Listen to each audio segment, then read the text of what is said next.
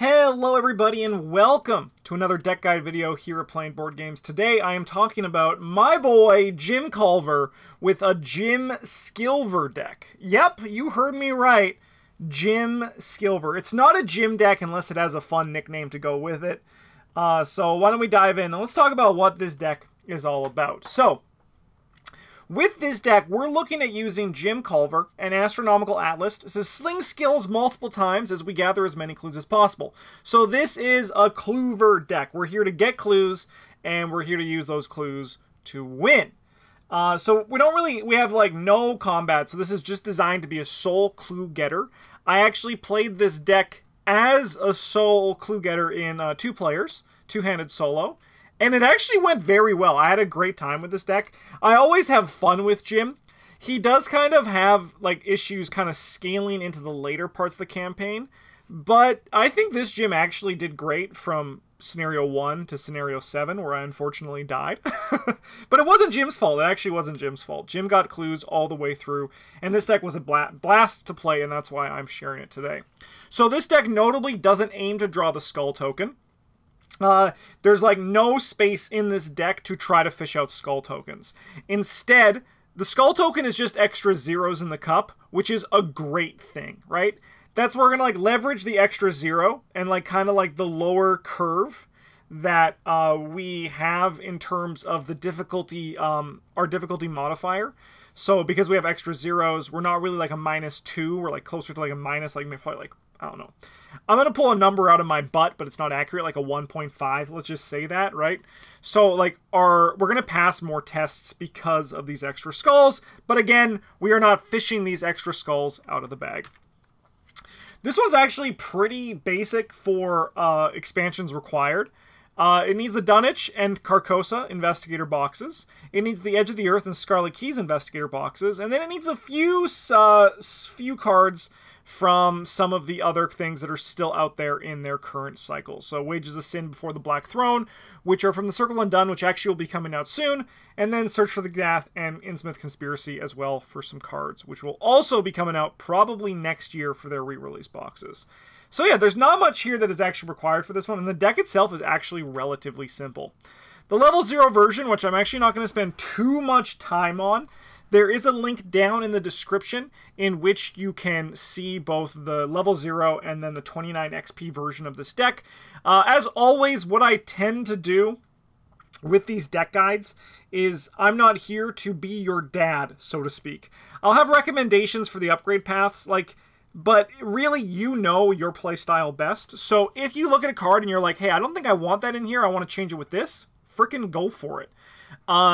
It's better if you have your own touches on your deck, and I think that this is no exception with this one as well. If you wanted to put Skull Gathering, you could. I don't think Skull Gathering is great for this deck. I had a great time with it as this was here. Notably, the Living Ink, as you can see, is the book to start. It could be Brain, depending on how you want to go, but I like the idea of getting both of my values to 5, and then depending on what I go. But you could do Brain, and it would still be good, but the Dr. Malone Christopher is going to help the Living Ink book be relevant as well. Here is the XP version of the deck. A few small changes, and this is where things get juicy. Noticeably, we have the Astronomical Atlas here, 2 copies of it, and we also have a bunch of skills. So we have 2, 4, 6, 8, 10. We have 11 skills in our deck that we're looking at using with the Astronomical Atlas. And then if you also see that Living Ink is now more juiced up than it was before, we upgraded the Sixth Sense and the Divination as well. You can see that all going into the next page. Before we get into the cards themselves, again, as I'm going through, you can look at the deck list down in the description if you wanted to follow along there. So this one is actually a really easy upgrade from 0 to final. The only like noticeable changes are the Scroll of Prophecies turning into the Astronomical Atlases, the Rite of Seekings turning into Divinations, and the Fearless turning into Ghastly Possessions from the 0 to the upgraded version. And the upgrade order is also pretty simple. The only necessary upgrade that you need to spend your first 6 experience should be spent on an Astronomical Atlas. Now you might be thinking, hey Justin, I have to play Edge of the Earth anyway. Should I like I have to play Edge of the Earth cards in this anyway, so I have it. Should I play In the Thick of It to have an Astronomical Atlas in level 0? Yeah, I think you should. I didn't, but just because for standalone, like for these standalone presentations, I'm not too worried about that kind of thing. But if you wanted to play In the Thick of It to get an Astronomical Atlas in your deck on turn 1 of the game, I say go for it. I think it's totally worth it. After that, so after the Atlas, you can upgrade the spells as you see fit. Divination has a nice stopping point at level 1, which means you can get by with just that upgrade as you improve your Living Inks as you see fit. So your Living Inks, you can go to change the Rite of Seekings to Div 1. Because then with Divination 1, your deductions are now unlocked, which is really nice. And then you can upgrade your Sixth Sense and then your Living Inks before you go into the Divination 4. Notably, Divination 4 is a very powerful Arkham Horror card. But it's not a necessity for this deck. A Sixth Sense will probably give you more consistency earlier on, and the extra experience for that is probably worth it over saving up for the 1 and then doing the 4 for the Divinations. The Macabre Depiction upgrade on Living Ink will certainly increase its longevity, so I'd look at prioritizing that over the Eldritch Ink. This is mostly because it allows you to put additional charges back on the Living Ink with the Macabre Depiction, so it's just going to mean that the card lasts longer, and it's a priority upgrade over the Eldritch Ink. And then the Fearless into Ghastly Possession won't... It's not bad when you just have Div 1, but when you have Divination 4... it becomes really juicy. So Ghastly Possession is probably one of the later upgrades you're going to look at doing with this deck, but it is kind of just something you can do to make your Divinations 4 better. As soon as you have Divination 4, it changes from replenishing, I believe, 2 charges to 3 charges, which might not sound like a lot, but it is when it comes to getting clues. Yeah. But regardless of what you do, the upgrades for this deck are pretty simple. You basically just need the Atlas, then you start doing your spells, and then you kind of just go from there. It's really easy, the upgrades. Looking at cards individually, the Astronomical Atlas is how we're taking further advantage of our skills. While the Atlas can be fairly looked at as delayed card draw, doubling up on a skill card is where we get the best value of this card. So what do I mean by that? With the Astronomical Atlas, if we look at it, you can exhaust it to look at the top card of your deck. Whoop! If it's not a weakness, you attach it face down to the Atlas. Easy. Then, as a lightning bolt, you can commit a card attached to the Astronomical Atlas to an eligible skill test. Notably, you can do this if the Atlas is exhausted. If this test succeeds, you add the card to your hand instead of discarding it. So, generally, when I say this is like delayed card draw, because it basically, you take a card from your deck, put it on the Astronomical Atlas, that is a hard thing to say multiple times, and then it goes into your hand later, right? However, with a skill card, that's good, right? That's good. It's just a card draw that you get delayed and you get an advantage from it. However, the skills make it even better because you basically get to play that skill twice. Skills are very good when you play them once. Skills are balanced around playing them once. So if you can play skill cards multiple times, that's just great. That's just great. So we're using a 1-of Research Librarian to help us find the Atlas sooner, essentially acting as a third copy of it in our deck. You could trade a Dr. Milan for an extra Research Librarian. I don't think it would be a bad choice. I personally didn't in my deck, but once again, I'm not your dad. You can do what you want here. Notably, in the level 0 version of this deck, the Scroll of Prophecies is a tome, which means Research Librarian stalls a target at level 0. I think that's very important, and something that I strive for, especially with these deck guides, but also in my own decks. If I'm planning my upgrades, I generally will want my level 0 cards to act as worse versions of my experience cards until I get them. So, Astronomical Atlas gives you cards over time. Scroll of Prophecies gives you burst cards right now. They're both tomes, they both take up a hand slot, they both cost 3. It's a very easy upgrade path to follow. Let's look at our 6 skills in our deck. The first batch, we have 2 copies of Deduction because Deduction is good. It's even gooder when you are able to play 1 copy twice, once off the Atlas and once from your hand. Whew! There's just a lot of value to get there. Now, of course, you might be saying, but what if we never hit these skills on our Atlas? It could happen. It can happen, but you don't need to do it every time to get full advantage, because otherwise still the Atlas, worst case scenario, is still card draw, right? I chose Defiance in this deck because of its ability. Not because of its ability, which certainly isn't bad, but because it's a wild symbol. And that's important because it's always active off of the Atlas. I think this is quite relevant because this Jim deck, if you look at when we look at our spells coming up here, notably we can switch between Brain and Book with Divination, or we can just do basic investigation actions with our Book. We do want to be playing Deduction to get more clues. So we're going to be using our Book for Deduction, and Divination is helpful for that, but we also can just do basic investigate actions as well, and that's why the Living Ink is also on Book at my starting level 0 deck as opposed to Brain. That'll make more sense once we get to the spells.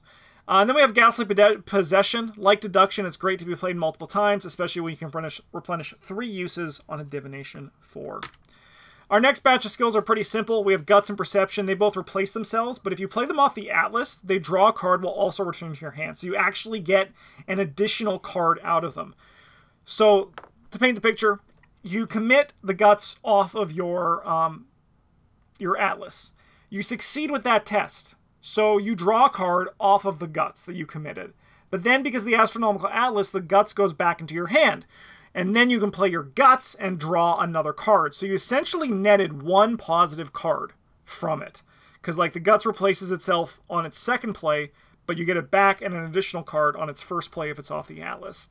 That's really good for a neutral skill. And I think that's like why these made it until the end. And then if you have more experience, I like to cap these at 29. You could go into Guts level 2, which is just like even more cards. And that's really nice. And then we also have Promise of Power. It's just so good. It's just so damn good. But don't worry about the curse tokens. Like, trust me, they don't matter in the long term. Like, even if you played off the Atlas and you put 4 curse tokens in, that's not going to lose you the game. Because you're going to pass the important test and then fail a test that is, or even pass a test in the future that's not as important. All right, our spells. We have Divination and Sixth Sense. So this is how we're continually looking. We're looking at consistently getting our clues. Notably, Divination can use our Book, right? Which is important to what I was saying, how we can use deductions when we want to, right? This makes our deductions like even better because now our skill value with our Book, say we have the Living Ink and Dr. Milan in play, and this we're at 7. Right? It is easier, like, without the deductions, you're still going to use your brain for this, but this versatility in when we want to use which stat when is a very quiet powerful aspect of this deck, and Divination is really good for it. Again, we can refill this with our Ghastly Possessions, right? Like, it replenishes. So notably, it replenish doesn't add over top, right? So you're going to want to use this when you're near, you want to get your 3 charges, so you need to be like 3 charges or lower when you use the Ghastly Possession. Then we have Sixth Sense. It doesn't have consistent burst clue potential, but when you hit a symbol token, it's great. It's just really good. And because it doesn't have any charges, you can use it as your default investigation tool. So with 2+ Brain and no Shroud will be too high for Jim Skillver. When I mean what, it's like your default investigation tool. This deck is a classic Book v Shroud situation. Well, not actually Book v Shroud. You are going to be doing a lot of just like, your power here is not so much burst clue potential. You can with a Divination and like a Deduction, you can get 4 clues in 1 action, which is really nice. However, you're also making up for it in terms of consistency because you're just like, you're going to be passing all of your tests, and that's where Sixth Sense is really powerful for that. This next batch of cards what we use to buff our skills. Living Ink is great in this deck because it boosts both our Brain and our Book, which, as I said, are the 2 skills we'll be consistently using. Macabre Depiction will also allow it to refill while we aren't sorry. Let's take that sentence again. Macabre Depiction will also allow it to refill, but while we're not building our deck to draw skulls, because we're going to be doing a lot of just investigate actions, it will slowly refill over time, right? Notably as well, the way Living Ink works with the Macabre Depiction is it's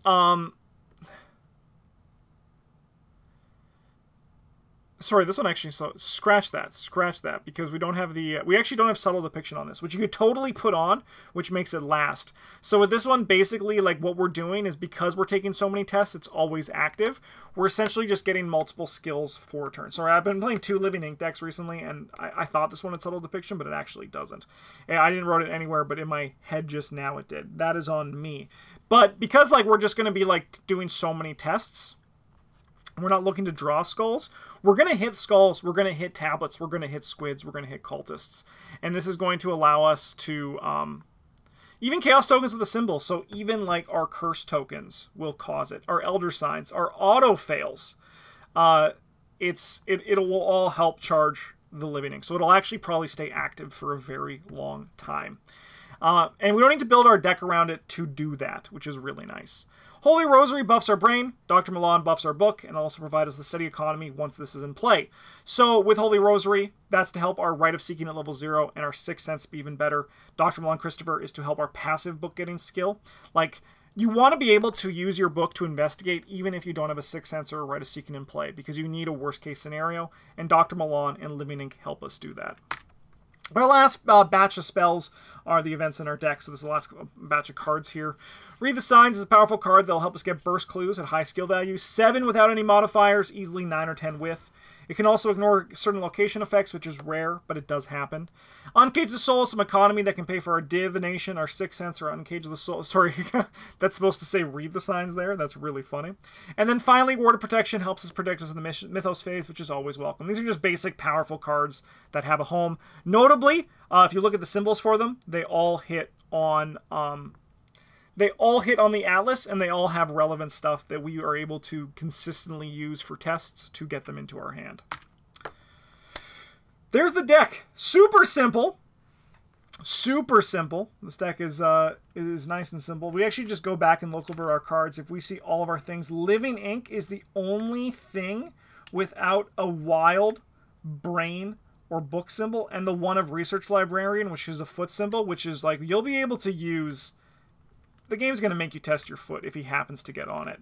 And if he happens to get on the Astronomical Atlas, you don't need him, because you have the Astronomical Atlas in play, so it doesn't even actually matter. This deck was a blast. I had a lot of fun playing it. Hopefully you'll have a lot of fun playing it too, if this deck does interest you. I'm always looking for more Jim Culver ideas. Let me know in the comments if you have any Jim Culver ideas that you've tried out that were really fun. And as always, thank you so much for watching. A huge thank you to our patrons supporting the channel. Leave a comment, like the video. It's super helpful for helping us grow. Thank you so much for watching. Have a good one. And as always, GG's.